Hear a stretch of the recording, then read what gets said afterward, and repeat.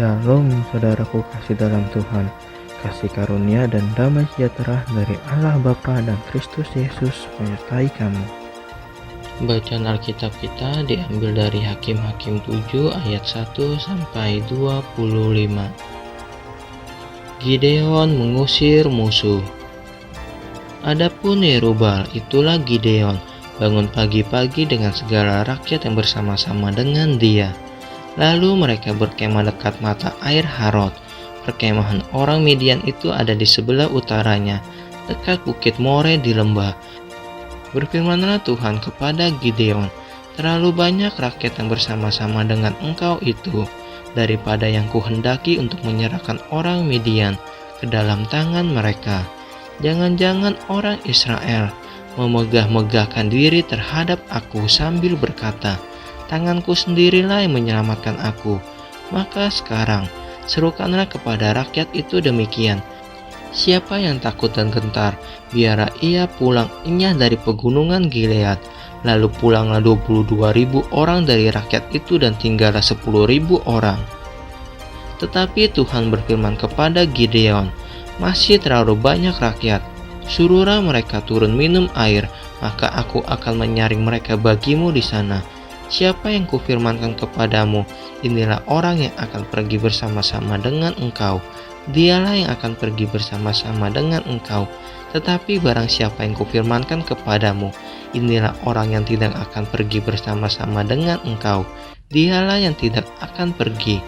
Lalu Gideon menyuruh rakyat itu turun minum air, dan berfirmanlah Tuhan kepadanya, barang siapa yang menghirup air dengan lidahnya seperti anjing menjilat, haruslah kau kumpulkan tersendiri.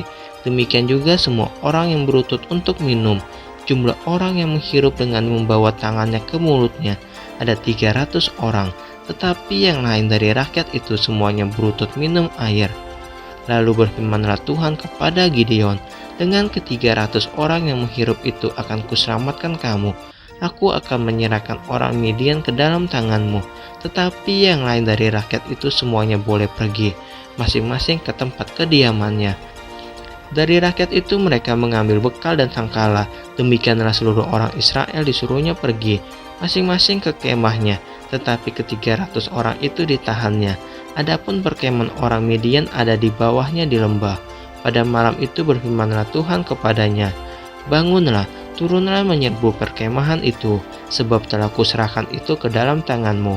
Tetapi jika engkau takut untuk turun menyerbu, turunlah bersama dengan pura bujangmu ke perkemahan itu, maka kau dengarkanlah apa yang mereka katakan.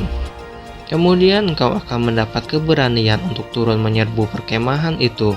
Lalu turunlah ia bersama dengan pura bujangnya itu, sampai kepada penjagaan terdepan laskar di perkemahan itu.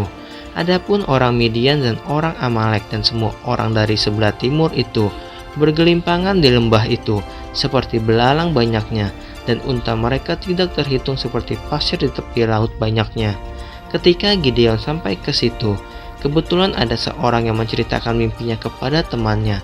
Katanya, aku bermimpi tampak sekeping roti jelai terguling masuk ke perkemahan orang Midian. Setelah sampai ke kemah ini, dilanggernyalah kemah ini sehingga roboh, dan dibongkar bangkirkannya, demikianlah kemah ini habis runtuh.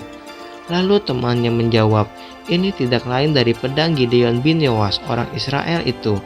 Allah telah menyerahkan orang Midian dan seluruh perkemahan ini ke dalam tangannya. Segera sesudah Gideon mendengar mimpi itu diceritakan dengan maknanya, sujudlah ia menyembah. Kemudian pulanglah ia ke perkemahan orang Israel lalu berkata, bangunlah, sebab Tuhan telah menyerahkan perkemahan orang Midian ke dalam tanganmu. Sesudah itu dibagikannya ke-300 orang itu dalam 3 pasukan, dan ke tangan mereka semuanya diberikannya sangkala dan buyung kosong dengan suluh di dalam buyung itu. Dan berkatalah ia kepada mereka, perhatikanlah aku dan lakukanlah seperti yang kulakukan. Maka apabila aku sampai ke ujung perkemahan itu, haruslah kamu lakukan seperti yang kulakukan. Apabila aku dan semua orang yang bersama dengan aku meniup sangkala, maka haruslah kamu juga meniup sangkala sekeliling seluruh perkemahan itu dan berseru, demi Tuhan dan demi Gideon. Lalu Gideon dan ke-100 orang yang bersama-sama dengan dia sampai ke ujung perkemahan itu pada waktu permulaan giliran jaga tengah malam. ketika penjaga-penjaga baru saja ditempatkan. Lalu mereka meniup sangkala sambil memecahkan buyung yang di tangan mereka. Demikianlah ketiga pasukan itu bersama-sama meniup sangkala dan memecahkan buyung dengan memegang obor di tangan kirinya dan sangkala di tangan kanannya untuk ditiup, serta berseru, "Pedang demi Tuhan dan demi Gideon." Sementara itu tinggallah mereka berdiri, masing-masing di tempatnya, sekeliling perkemahan itu, tetapi seluruh tentara musuh menjadi kacau balau, berteriak-teriak dan melarikan diri. Sedang 300 orang itu meniup sangkala, maka di perkemahan itu Tuhan membuat pedang yang seorang diarahkan kepada yang lain. Lalu larilah tentara itu sampai ke Bet-Sita, ke arah Zerera, sampai ke pinggir Abir Mehola dekat Tabat. Kemudian dikerahkanlah orang-orang Israel dari suku Naftali dan dari suku Aser dan dari segenap suku Manasye. Lalu mereka mengejar orang Midian itu. Gideon menyuruh juga orang ke seluruh pegunungan Efraim dengan pesan, "Turunlah menghadapi orang Midian." Dan dudukilah segala batang air sampai ke Bet-Bara dan juga sungai Yordan. Maka semua orang Efraim dikerahkan. Lalu mereka menduduki segala batang air sampai ke Bet-Bara, juga sungai Yordan. Mereka berhasil menawan dua raja Midian, yakni Oreb dan Zib. Oreb dibunuh di gunung batu Oreb, dan Zib dibunuh dalam tempat pemerasan anggur Zib. Mereka mengejar orang Midian itu.